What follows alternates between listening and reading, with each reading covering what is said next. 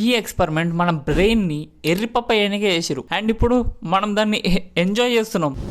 ఇప్పుడు మనం రెండు ఐస్ ని కంపేర్ చేస్తే ఆ రెండు ఐస్ వరల్డ్ ని కొంచెం డిఫరెంట్ యాంగిల్లో చూస్తుంది. అందుకే మనకి వస్తువులలో డెప్త్ అనేది కనిపిస్తుంది. ఎగ్జాంపుల్ కి మనం ఈ పెన్ క్యాప్ ని ఒక ఐ క్లోజ్ చేసి ఇంకో ఐతో మాత్రమే పెడదాం అనుకున్నాం అనుకోండి,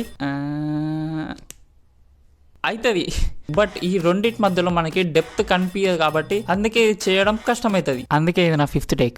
మనం అదే రెండు కళ్ళను ఓపెన్ చేసి చూసినాం అనుకోండి, మనకి దీంట్లో డెప్త్ కనిపిస్తుంది. మనం ఎన్నిసార్లు అంటే అన్నిసార్లు ఈజీగా పెట్టచ్చు. ఇది నోటీస్ చేసిన చార్లీస్ వీట్సన్ అనే ఒక సైంటిస్ట్ ఒక ఎక్స్పెరిమెంట్ చేసిండు. అదే ఒక బోర్డ్ కి 2 హోల్స్ చేసి దాంట్లో గ్లాసెస్ పెట్టిండు అండ్ దాని ఆపోజిట్ బోర్డ్ కి 2 పిక్చర్స్ అతికించిండు.